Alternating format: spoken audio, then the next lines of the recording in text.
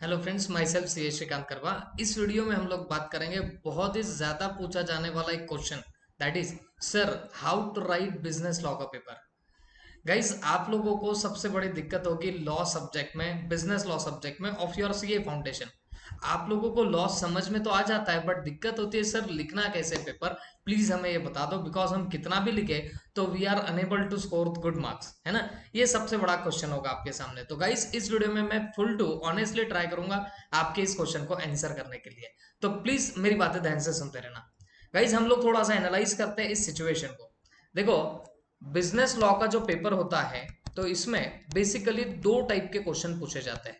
Okay, एक होते हैं केस स्टडी बेस्ड क्वेश्चन और दूसरे होते हैं आपके straight forward question. Okay, straight forward question. तो गाइज, अगर मैं बात करूं आपके जो स्ट्रेट फॉरवर्ड क्वेश्चन है, जो सिर्फ एक्सप्लेनेटरी क्वेश्चन होते हैं, सिर्फ आपको कुछ पॉइंट्स वगैरह बताने के लिए क्वेश्चन पूछे जाते हैं, तो वैसे क्वेश्चंस को आपको कैसे लिखना है, तो उसमें एक ही बात सबसे ज्यादा ध्यान रखना। आप लोग इसमें जो आपको क्वेश्चन पूछा है बस उसी का आंसर आपको यहाँ पर देना पड़ेगा। Okay, very specific, very specific answer should be there. बहुत स्पेसिफिक आपके आंसर चाहिए। तो आप लोग कैसे होता है, नॉर्मली आप लोग 12th तक जब पढ़ लेते हो तो आप लोगों को एक बात बताई जाती है कि भाई बिगिनिंग में इंट्रोडक्शन लिखना, फिर डेफिनेशन लिखना, फिर बाकी सब चीजें लिखना। ऐसा बिल्कुल आपको नहीं करना पड़ेगा सीए के लेवल पे। आपको जो भी क्वेश्चन पूछा होगा तो आपको स्ट्रेट फॉरवर्ड उसी आंसर पे आना पड़ेगा, स्पेसिफिकली आपको पॉइंट्स लिखने पड़ेंगे। ओके, ये बात का ध्यान रखना। दूसरी बात, आप लोग हमेशा जो भी आंसर्स लिखोगे वो आंसर्स आपके पॉइंटर में आने चाहिए। प्रॉपरली आप लोग अगर पॉइंटर्स में लिखोगे तो उसका इंप्रेशन हमेशा अच्छा गिरेगा। थर्ड थिंग, बहुत लोग पूछते हैं सर लैंग्वेज का क्या होगा।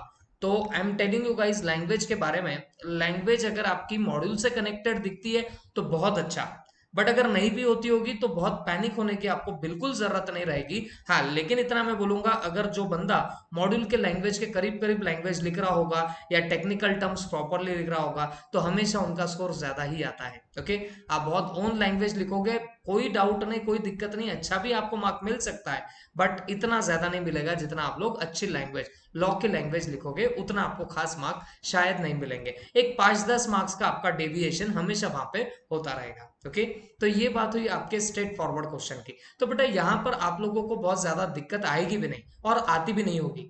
सबसे बड़ी दिक्कत आती है आपकी केस स्टडी बेस्ड क्वेश्चन की। तो अब हम इसे डिस्कस करेंगे थरोली। गाइज, मैं आपको हमेशा एक ही बात बताऊंगा, केस स्टडी के जो क्वेश्चंस होते हैं उनको 3 बॉडीज में आपको लिखना पड़ेगा।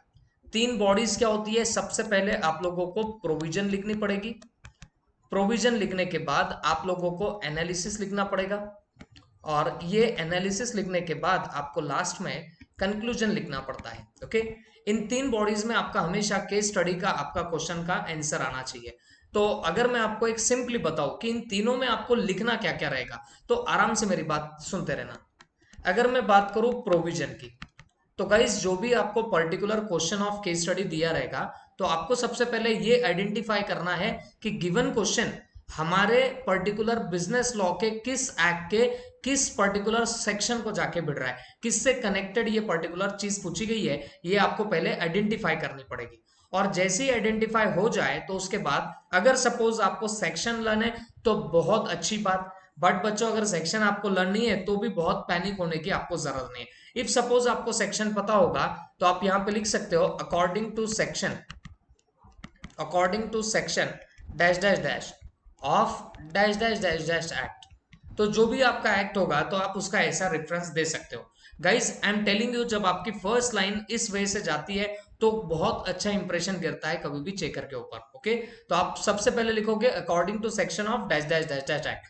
अगर सेक्शन याद आता होगा तब की बात। हाँ, अगर कुछ बच्चे लोग हैं जिन्हें पैनिकनेस होती है कि सर सेक्शन वगैरह याद तो होता नहीं है, तो आप डायरेक्टली यहां से लिख सकते हो, इतना पार्ट स्किप कर सकते हो। अकॉर्डिंग टू पर्टिकुलर सेक्शन लिख सकते हो, अकॉर्डिंग टू डायरेक्ट उस एक्ट का नाम लिख सकते हो, जैसे डायरेक्टली लिख दिया according to Indian contract act, according to partnership act. लेकिन ये बातें कब के, जब आपको सेक्शन मेमोराइज नहीं होता है तब की। ओके, लेकिन मैं एक बात और आपको ऐड करना चाहूंगा। गाइस, एक बात बोलता हूं, आप एटलीस्ट ट्राई करो, आपके वैसे तो 5 एक्ट है बिजनेस लॉ के पेपर में, that I know very well, लेकिन आप अगर इसमें से कुछ एक्ट उठा के, जो छोटे छोटे एक्ट है, सपोज आपका सेल्स ऑफ गुड्स एक्ट है, वो कंपैरेटिवली इतना बड़ा नहीं है जितना कॉन्ट्रैक्ट एक्ट है। सेल्स ऑफ गुड्स हो गया, या पार्टनरशिप हो गया, या फिर एलएलपी हो गया, या फिर कंपनीज एक्ट हो गया।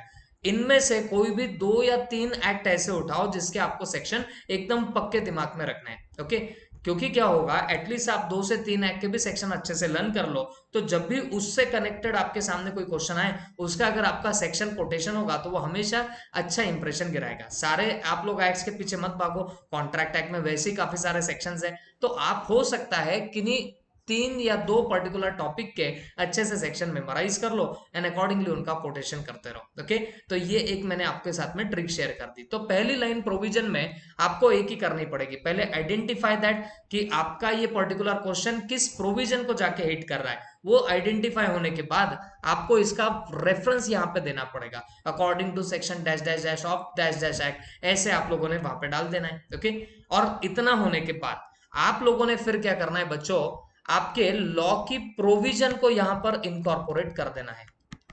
ओके, जो भी आपकी लॉ की प्रोविजन होगी वो यहां पे आपको लिख देनी रहेगी। लेकिन इसमें एक चीज आपको याद रखनी पड़ेगी, मैं बात जो बोल रहा हूं ध्यान से सुना। रिमेंबर वन थिंग, आपको इस प्रोविजन में जो आपको क्वेश्चन दिया गया है केस स्टडी का, क्वेश्चन जो दिया गया है आपको केस स्टडी का, उससे को रिलेट यहां पे मत करना।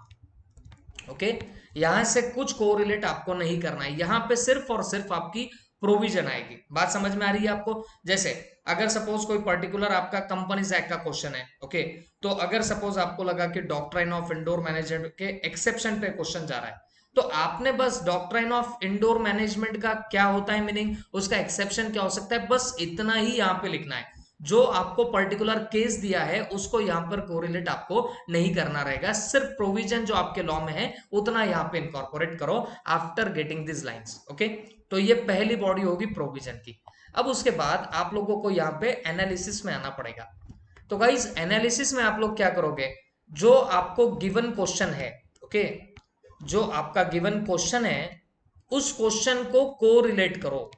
और कोरिलेट किसके साथ में करोगे, तो इस लॉ की प्रोविजन के साथ में कोरिलेट करोगे। अब मैशअप करना है आपको, जो आप लोगों ने ऊपर प्रोविजन इस बॉडी में लिख रखी है, तो उसे आप आपके केस स्टडी के साथ जो गिवन क्वेश्चन है उसके साथ में कंपेयर करते रहो कि इस पर्टिकुलर केस में ऐसा ऐसा दिया है, और as per provision of companies act और इंडियन कॉन्ट्रैक्ट एक्ट ऐसा ऐसा होना चाहिए। तो अकॉर्डिंगली आप लोग क्या करोगे बताओ, यहां पे कंपेरिजन करने लगोगे, कोरिलेशन करोगे। ओके, तो यहाँ पे बेसिकली आपको क्या करना है, कंपैरिजन करना है। किन के बीच में कंपैरिजन करोगे, आपका जो क्वेश्चन गिवन होगा वो प्लस आपकी जो प्रोविजन है लॉ की, इनके साथ में आपको क्या करना है, यहाँ पे कंपैरिजन करते रहना है। ओके, इस बात का अच्छे से ध्यान रखना। और यहाँ पे आप लोग क्या करोगे, लास्ट में कंक्लूजन लिख दोगे। मतलब जो भी पर्टिकुलर क्वेश्चन है जिसमें पूछा था whether the particular person can do और नॉट, ऐसा जो भी आपको क्वेश्चन पूछा जाता है, तो उसका यहाँ पे लास्ट में आप लोगों को क्या लिखना पड़ेगा, कंक्लूजन लिखना पड़ेगा। ऐसे अगर आप लिखोगे तो definitely you will be scoring more marks. और आप लोग देखोगे कि आपका 4 से 5 मार्क का जो केस स्टडी का क्वेश्चन आता है, कभी कभी एक आधे क्वेश्चन में 6 6 मार्क तक केस स्टडी के क्वेश्चन जाते हैं। तो अगर आप इन 3 बॉडीज में लिखोगे तो आपके आंसर की पहली बात तो लेंथ बहुत अच्छी जाएगी, और चेकर को बहुत सिंप्लिसिटी से कहां पे कौन सी चीज लिखी है वो भी देखने मिल जाएगा। और इसकी वजह से आप समझ के चलो कि आपको एडिशनल मार्क यहाँ पे मिल सकते हैं। ओके, इस बात का ध्यान रखना। और एक एक छोटी सी बात मैं ऐड करना चाहूंगा बच्चों, अब कभी कभार कुछ क्वेश्चंस जो है आपके वो केस लॉ से कनेक्ट हो जाते हैं, जैसे लेट से चिन्नैया वर्सेस रमैया का केस लॉ हो गया। तो ऐसे अगर केस लॉ से कनेक्टेड आपका कोई पर्टिकुलर क्वेश्चन होगा, तो आप यहाँ अकॉर्डिंग टू सेक्शन के जगह पे वहां पे लिख सकते हो as per the case Chinnaiya versus Ramaiya and all. तो ऐसा जब आप लोग लिखोगे ना गाइस, तो I am telling you checker का जो इंप्रेशन होगा वो काफी अच्छा करेगा। और मैं जैसे बता रहा हूँ सेक्शन एटलीस्ट 2 3 चैप्टर के आप लोग लर्न कर लो, जो छोटे छोटे चैप्टर है, ताकि क्या होगा, छोटे रहने की वजह से आपको बहुत ज्यादा मेमोराइज नहीं करना पड़ेगा। और दूसरी बात क्या है, जब आप पेपर लिखोगे तो आपके कुछ कुछ जगह पे भी अगर सेक्शन दिखने लग गए तो वो इंप्रेशन बहुत अच्छा गिराएंगे। ओके। मैं नहीं बोलता हूँ कि आप हर क्वेश्चन में लिखो सेक्शन, हर एक्ट के आपको सेक्शंस याद आने चाहिए, ऐसा भी नहीं बोलता, बट एटलीस्ट एक दो तो भी चैप्टर हाथ के ले लो जिसमें आपको सेक्शंस पूरे लर्न हो। ओके, तो इसका आप लोगों ने ट्राई करना। तो गाइस बेसिकली बिजनेस लॉ में दो टाइप के आपके जो क्वेश्चन आते हैं, straight forward and case study based. तो स्ट्रेट फॉरवर्ड में स्पेसिफिक लिखना है, पॉइंटर वाइज लिखना है, लैंग्वेज हो सके तो लॉ की लैंग्वेज लेके लाने की कोशिश करो, या अदरवाइज एटलीस्ट टेक्निकल वर्ड्स तो भी उसके अंदर लेके आ जाना। ओके, और रहा सवाल केस स्टडी का, तो इसे इन तीन पर्टिकुलर बॉडीज में आप लोग लिखोगे तो हमेशा देखना कि आपका इंप्रेशन जो रहेगा वो हमेशा ज्यादा रहेगा और उसे, और डेफिनेटली आप लोग अच्छे मार्क्स यहाँ पे स्कोर कर पाओगे। ठीक है, बहुत लोगों का क्वेश्चन होता है कि सर ओन लैंग्वेज में लिखना या लीगल लैंग्वेज में ही आना चाहिए। आई एम टेलिंग यू गाइज, आप लोग फोकस करना कंसेप्चुअल क्लैरिटी पे। ओके, अगर आपकी कॉन्सेप्चुअल क्लैरिटी है और अगर आप आपकी ओन लैंग्वेज में भी लिखते हो, आई एम टेलिंग यू, गलत बिल्कुल नहीं होगा। हाँ, बट इतनी बात है, जहां 4 मार्क का क्वेश्चन होगा वहां पे आप लोग 2.5 मार्क प्रिज्यूम कर सकते हो, आपको 2.5 मार्क के करीब करीब मिल जाएगा। या एक आधी बार कुछ टेक्निकल टर्म्स आपने कवर कर लिए तो हो सकता है कि आपको 4 में से 3 मार्क भी मिल जाए, तो इतने भी काफी रहेंगे आपको।